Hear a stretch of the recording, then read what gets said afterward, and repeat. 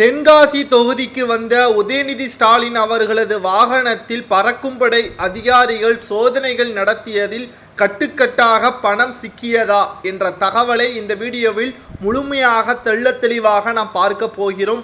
அமைச்சர் உதயநிதி காரில் கோடிக்கணக்கில் பணம் கொண்டு வரப்பட்டுள்ளது என தென்காசி தொகுதி பாஜக வேட்பாளர் ஜான் பாண்டியன் குற்றம் சாட்டியுள்ளார். இதன் எதிரொலியாகத்தான் நேற்று அமைச்சர் உதயநிதி ஸ்டாலின் தென்காசி மாவட்டத்தில் பிரச்சாரம் செய்துவிட்டு கோவில்பட்டிக்கு செல்லும் வழியில் கரட்டுமலை சோதனை சாவடி அருகே அவரது வாகனத்தில் பறக்கும் படை அதிகாரிகள் அதிரடியாக சோதனைகள் செய்துள்ளனர்.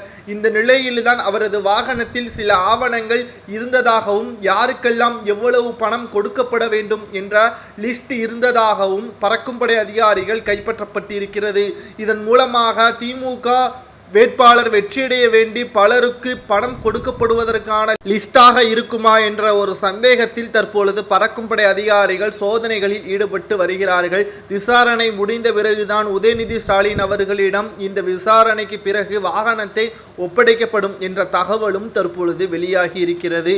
இந்த மக்களவை தேர்தலில் நிச்சயமாக திமுக வெற்றியடைந்தால் மட்டும்தான் வருகின்ற சட்டசபை தேர்தலில் திமுக மீண்டும் ஆட்சியை தக்க வைத்துக் கொள்ளும். ஆனால் 2019 போன்று 38 தொகுதிகளை தவறவிட்டால் அதிமுகவின் நிலைமைதான் இந்த முறை திமுகவிற்கு.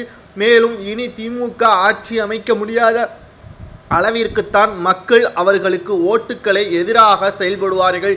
தற்பொழுது அதிமுக திமுக என்று இல்லாமல் புதிதாக பாஜக உள்ளே வந்திருக்கிறது. குறிப்பாக நாம் பார்க்க வேண்டியது பாஜக தமிழகத்தில் ஆட்சிகளையோ தொகுதிகளையோ கைப்பற்றினால் தமிழக மக்களுக்கு பாதுகாப்பு இல்லை என்று இத்தனை ஆண்டுகளாக கூறி வந்த திமுகவினர்கள் தற்பொழுது அதை கூறுவதற்கு மறுத்துவிட்டார்கள். காரணம், பாஜகவின் செயல்பாடுகள் மக்கள் மத்தியில் மிகப்பெரிய வரவேற்பை கொண்டு வந்திருக்கிறது. காரணம், தமிழகத்தை பொறுத்தளவிற்கு திமுகவை விட பாஜக எவ்வளவோ பரவாயில்லை என்பதற்கேற்பதான் அவர்களது செயல்பாடுகளும் அமைந்திருக்கிறது. ஊழலும் கொள்ளையடிப்பதும் நம்பர் 1 இருப்பது திமுக மட்டும்தான்.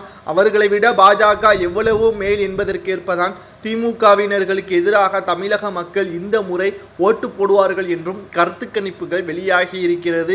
சரி, அமைச்சர் உதயநிதி ஸ்டாலின் அவர்கள் எந்தெந்த தொகுதிகளிலெல்லாம் நாம் பலவீனமாக இருக்கிறோமோ அந்த தொகுதிகள் அனைத்திலும் பணப்பட்டுவாடா செய்தால் ஓரளவிற்கு ஓட்டு வங்கிகளை வாங்கிவிடலாம் என்று கூறிதான் தற்பொழுது இந்த லிஸ்ட்டை தயார் செய்திருப்பதாகவும் அது பறக்கும்படை அதிகாரிகள் கையில் சிக்கியிருப்பதாகவும் தகவல்களும் வெளியாகி இருக்கிறது.